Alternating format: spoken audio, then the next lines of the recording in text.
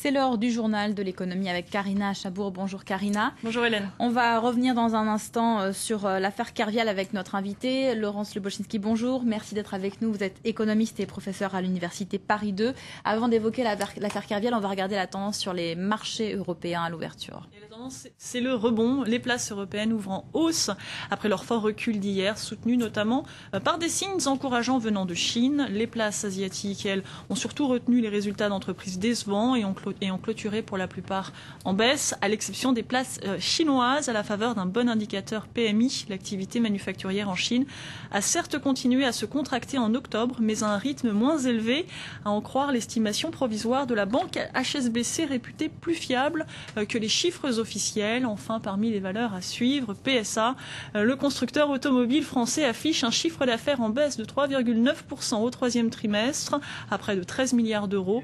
Sa banque PSA Finance en difficulté obtiendra bien une garantie de l'État d'un montant maximum de 7 milliards d'euros. L'actualité en France, c'est donc l'affaire Kerviel, puisque la Cour d'appel de Paris rendra sa décision à 13h. L'ancien trader de la Société Générale risque 5 ans de prison pour avoir fait perdre à la banque près de 5 milliards d'euros.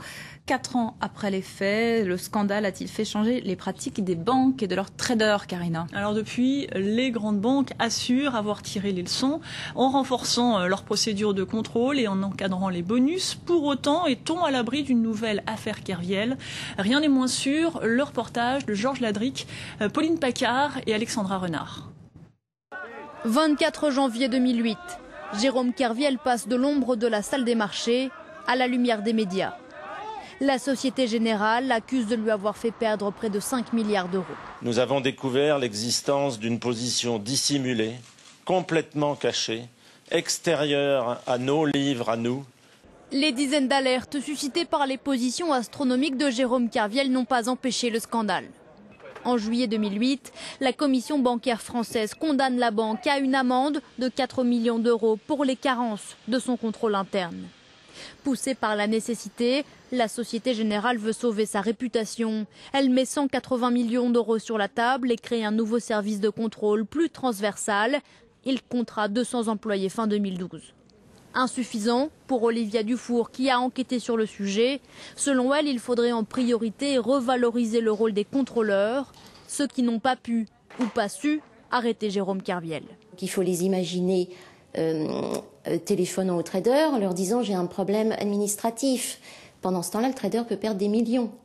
Donc ils dérangent et ils sont pas dans une situation de pouvoir se faire respecter.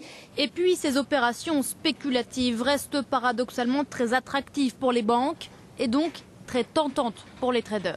Avec un tel scandale, une telle ampleur, il y a eu des choses profondes qui ont été mises en œuvre. En revanche, le cadre de fonctionnement n'a pas vraiment changé. Vous avez encore une grande nécessité pour les banques de procéder à des activités de marché. Elles ont été très rémunératrices par le passé et ils comptent bien qu'elles le redeviennent lorsque les marchés seront un peu plus stables.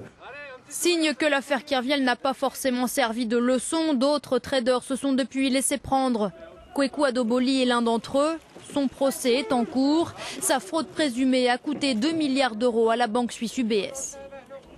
Alors Catherine Lubochinski, quand on regarde ce reportage, on a l'impression que rien n'a changé. Est-ce qu'une affaire Kerviel est à nouveau possible ? Oui, elle est à nouveau possible. Les faits nous le démontrent au quotidien. Donc, on vient de mentionner dans le reportage l'affaire Adoboli, mais vous avez aussi ce qu'on a appelé la baleine de Londres, à JP Morgan, qui a fait perdre à peu près 6 milliards de dollars. Donc, on n'est pas à l'abri d'une telle éventualité. Et c'est normal, le risque zéro n'existe partout. Le problème, c'est qu'il faut que ces fraudes soient détectées le plus rapidement possible. Alors, on a l'impression que les systèmes de contrôle sont condamnés à être inefficaces face à un trader flambeur.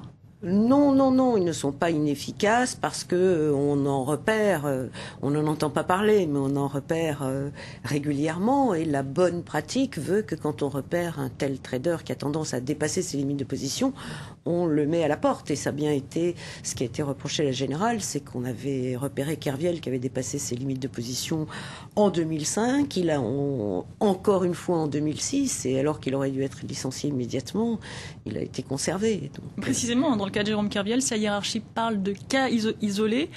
On a l'impression qu'on est loin du compte.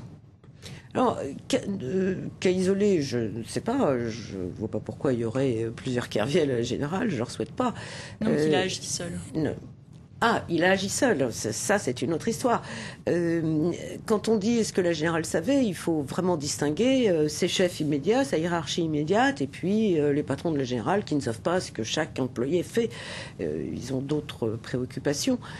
Par contre, il n'est pas normal que sa hiérarchie immédiate ne l'ait pas su. Et en particulier, il y a des lettres officielles du marché à terme allemand, Eurex, qui ont souligné qu'il y avait des positions excessives. Et ça, c'est absolument normal qu'on n'en ait pas tenu compte. Vous disiez qu'il avait été repéré donc, il y a plusieurs années avant le scandale de 2008.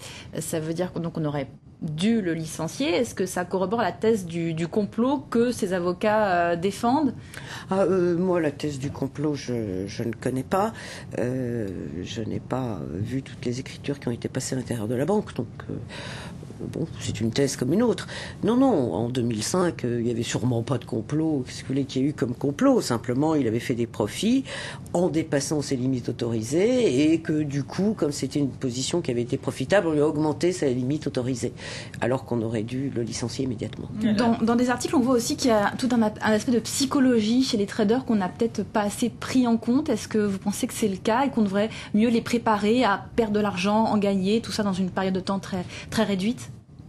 Eh bien, normalement, déjà, pour vouloir être trader, enfin, je parle avec mon historique, d'abord j'ai un master de finance, ceux qui veulent devenir trader ont déjà un tempérament au départ. Mais lui, il venait du back-office, est-ce qu'il n'était peut-être pas prêt pour ça ? Non, il n'y a aucune préparation psychologique à faire du trading. Hein. Il faut des personnes très très calmes parce que c'est très dur d'assumer les pertes qui se chiffrent parfois en millions. Et donc, intuitivement, l'être humain a envie de laisser courir les pertes en espérant se refaire, alors que une des premières règles en trading, c'est qu'il faut savoir couper les pertes dès qu'elles atteignent un certain niveau tolérable. Il vaut mieux se couper une jambe que tout perdre. Alors, donc, si vous voulez, c'est contre-intuitif. Ce qu'il faut faire sur les marchés est contre-intuitif par rapport à ce qu'un être humain fait. Jérôme Kerviel sera-t-il condamné ? On a du mal à croire qu'une banque puisse être condamnée. Jérôme Kerviel doit être condamné puisqu'il a fait des faux en écriture. Il l'a reconnu lui-même.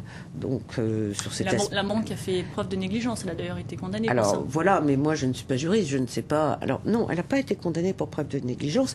Elle a été condamnée pour non-conformité de son système de contrôle et elle a été condamnée par la commission bancaire.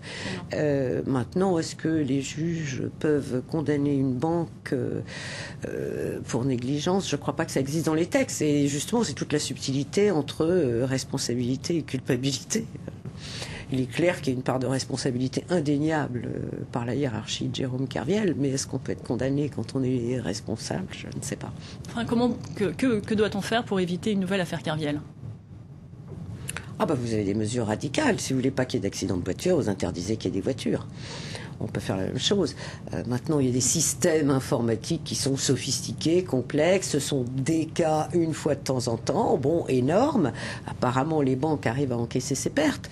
C'est les actionnaires qui payent in fine. Tant que ce n'est pas le contribuable qui doit payer, c'est pas trop grave. Merci beaucoup, Catherine Lubochinski, d'être venue sur notre plateau. Et donc, on attend à 13h cette décision de la Cour d'appel de Paris dans l'affaire Kerviel. Merci beaucoup, Karina. Restez avec nous. Tout de suite, c'est la météo.